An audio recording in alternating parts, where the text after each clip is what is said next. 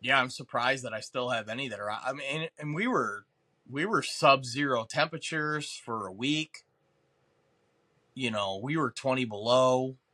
I mean, they wrote out some extreme shit. The fact that multiple of them are still sending me photos. Actually, now that I think about it, 3 out of 7 cameras, 3 out of 5 cameras. Now that I think about it, I have 5 cameras out, and 3 of them are still sending photos. Nice. But they That's all phenomenal. need to be recovered. I'm worried about the batteries that have froze and cracked and have acid leaking out, and they're going to destroy the battery trays. Yeah. So I need to get those things out of the woods. And then honestly, I don't think I need to do a whole lot more.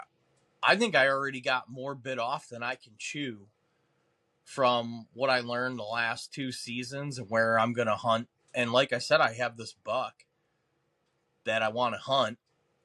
And Does he got a name yet, or are you still going 10.8 point?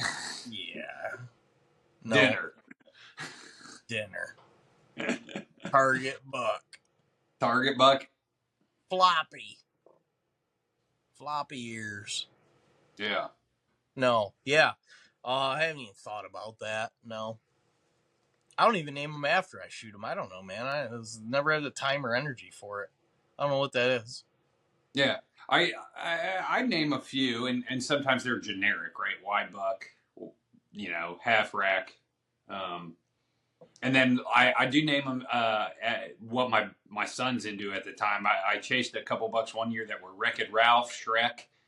So whatever show or movie he was into, Maui, from Moana, was a buck I chased. So Yeah. I know people are into it. It's been a thing for a long time, but I don't even like when you said that. I never even crossed my mind. It's like that deer, mm-hmm. that one. There's the one. Yeah, He looks like all the other ones, but he's way bigger. yeah. I think I don't know. I like naming bucks. I think it's fun. Well, so I already just in the fall I'm gonna redeploy and tighten up my camera assets. I'm basically boiling down 750,000 acres to 7,500 acres to 750 acres. And I got I probably got, Byron, I probably have a dozen 750-acre areas to hunt, boiled down. Yeah, well, yeah. I If mean, I didn't have to work a day all fall, I couldn't hunt it all. right. That is the beauty of it. That's the Uh, beauty of it. Uh, so I don't know how much time I'll be investing in looking for new spots this year versus actually spending time just based off of what I saw last year. Still running a lot of SD cameras. We have become conscious that we will never decrease efforts towards attempting to be better. We understand that if we aren't growing, we are dying. We simply refuse to accept status quo. We will continue to gain education through experience, and when we kill that buck of a lifetime, there will have been nothing accidental about it. Be surgical.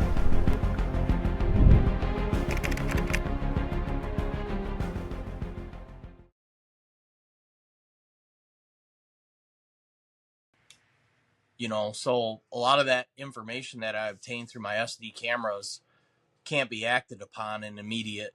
It's more long term, and that's still my plan.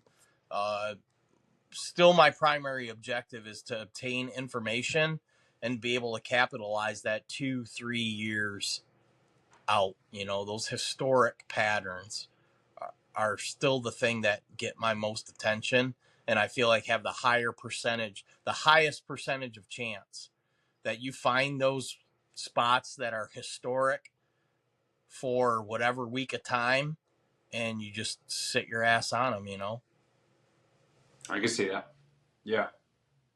Although, kind of nice to know what scrape is got the most competition without ever being there. Oh, I mean, it's a free play. Yeah. It's kind of a free play. Yeah. No, I'm looking forward to running some cameras again. I didn't last year. I plan to this year. I got a couple places in mind, obviously based on some sheds and some visual observations last year. Yeah. So I'm pretty excited about bucks to chase next year. And I don't know. I'm always rotating, like you said, acreage that I'm hunting and what I want to do. And I mean, yeah, and I'm also excited. I think I'm going to try the water hole thing on a private piece. So, that's a good move. That's a solid addition. That's like a low dollar addition. And honestly, man, one thing that I learned over the course of the last couple of years hunting hills now is how important water is. Yeah. I took it for granted because I've always hunted swamps and marshes, or primarily. And there's water everywhere. But when you get up into elevation, there's not water everywhere. And they all need it. It's a priority. They won't survive without it. So the water hole's a solid pickup. Yeah. I've been talking a little bit with Jake Hofer about it, and I'm going to go like the budget route. I did see in the space, gear alert, new gear alert, Grizzly decided to make a water trough. And it's not as expensive as, say, Earth Ponds that has rebranded as Deer Ponds, I think. But Grizzly is obviously like an Iowa cooler company. They're pro hunting. They're pro America. Like I kind of like that about them. Yeah. They're not afraid to step out. And they got like a 75-gallon, I think, water trough. It might be more than 75 gallons. Don't quote me on that. But it's built like shallow, so if you're going to go dig up like an area in the woods, right, like you probably can't dig 2 foot down, right? There's going to be roots and mess, but they kind of thought it out. Obviously it'd be well constructed. The other budget play there is to get one of the like water troughs rubberized from like Tractor Supply or your feed store. I'll toss it back and forth on what I want to do and kind of go from there. How are you going to replenish it with water, or it's just natural rain? Maybe a touch of both. If I put in 2 of them, like 2 of them, I would probably play one on a little bit of a slope. And I've heard put them in the shade. Don't put them in the sun because they'll just hold water better, obviously. And I've got a couple C- food plots out at my place, but I could shift it about 20 yards so that it's in the shade. Yeah, and definitely want it in the shade, not in the sun, right? Because the sun's going to make that water hot and make algae, and it's going to make it funky, right? You definitely want ideally you want it in the shade. Okay. Yeah, and then another property, I might go a more budget route there, and that's something I could carry theoretically like 10 gallon, a 5-gallon bucket on each side and fill it once a week if I really wanted to.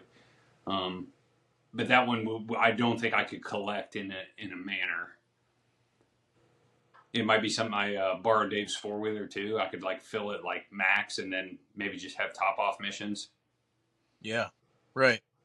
Yeah, there might be some logistics if you get a dry period where you have to replenish it, Do you like racks?